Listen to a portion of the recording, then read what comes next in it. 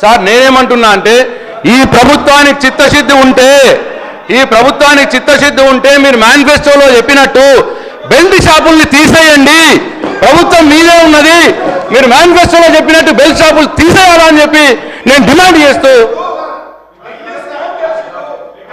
అదే అధ్యక్ష బెల్ట్ షాపులు తీసేయాలి.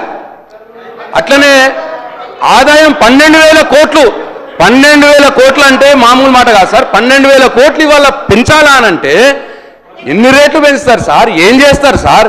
ఏ పిలుపురేది ఉంటుంది సార్?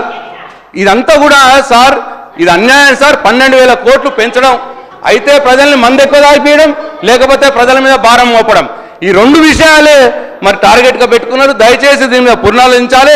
బెల్ట్ షాపులు ఎత్తేయాలి. ఈ 12,000 కోట్లు ఆదాయం పెంచాలన్న దాన్ని వాపస్ తీసుకోవాలని చెప్పి నేను డిమాండ్ చేస్తూ సెలవు తీసుకుంటున్నాను. కోమటిరెడ్డి వెంకటరెడ్డి దాదాపు 1 మినిట్ ఎక్సైజ్ మినిస్టర్ గారు. అధ్యక్ష, గౌరవ ప్రశాంత్ రెడ్డి గారు మాట్లాడుతూ ఎక్సైజ్ ఆదాయాన్ని ఎట్లా పెంచుతారు అంటూ ప్రస్తావించడం జరిగింది. అధ్యక్ష, ఆ విషయానికి వస్తే అసలు ఎక్సైజ్ ఆదాయానికి సంబంధించి పెంచింది ఎవరు అధ్యక్ష?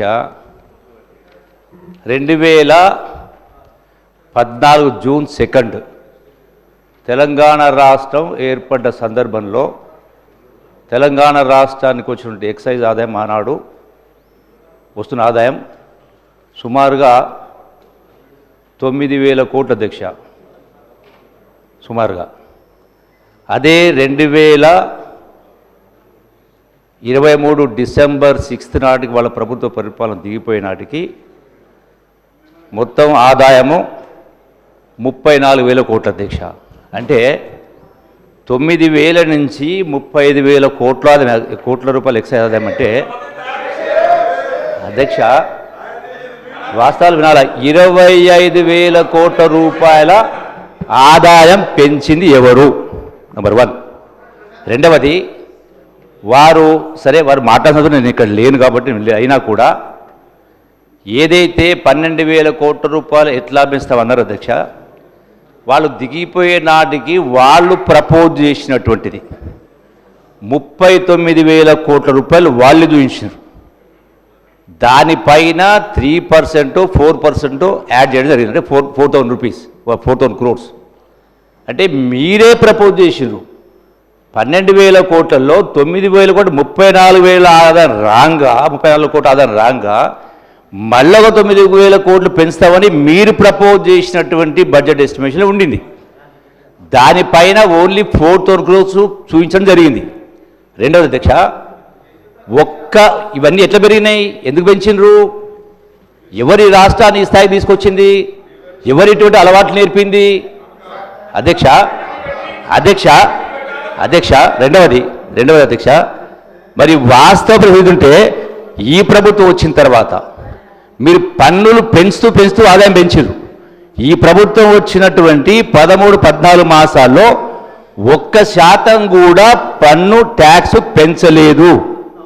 పెంచలేదు.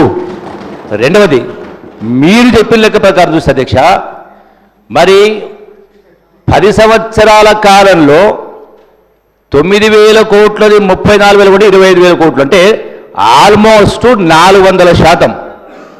Subject correction almost 400%. 10 సంవత్సరాలు 400% అంటే సంవత్సరానికి ఎంత అధ్యక్ష? 40%. మీరు చూపించినటువంటి 34,000 కోట్లలో ఈ ప్రభుత్వం మీ లెక్క ప్రకారం పెంచాలంటే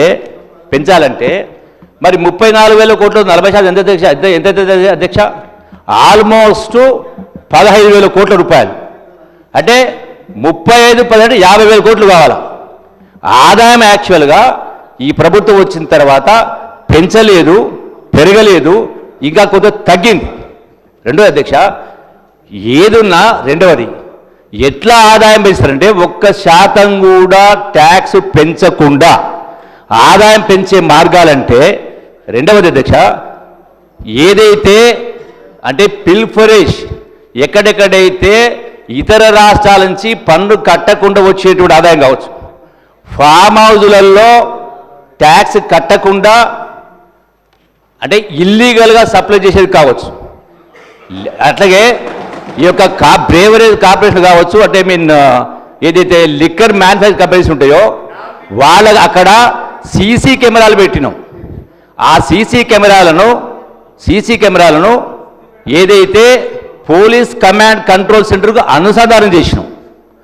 దాంతో పాటుగా ఎనర్జీ ఎంత కావాల్సింది అంటే పవర్ కన్సంప్షన్ ఎంత అయింది, యాక్చువల్ ఫ్యాక్టరీ ఎస్టాబ్లిష్మెంట్ కెపాసిటీ ఎంత, అంటే ఇల్లీగల్ అయిందా, అంటే వీటి ద్వారా టోటల్గా అట్లాగే చెక్ పోస్ట్ బలోపేతం చేయడం, ఇవన్నీ కూడా చేసే ద్వారా ₹1 పెంచకుండా ఇవన్నీ చేయకుండా ఆదాయం అనేది పిల్ఫరేజ్ను అరికట్టే దానిలో భాగంగా ప్రభుత్వానికి ఆదాయం పెరగవచ్చు. కానీ మీ లెక్క ప్రభుత్వ ఆదాయం పెంచడం కోసం 400% ట్యాక్స్లు పెంచిరు.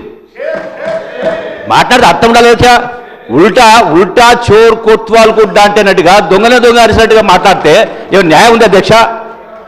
ఇదే కాదు, ఏ అంశంలో కూడా వాస్తవాలు ఒకటి ఉంటూ ఉన్నాయి, ప్రచారం ఇంకోటి చేస్తూ ఉన్నారు. ఇది దుర్మార్గమైనటువంటిది.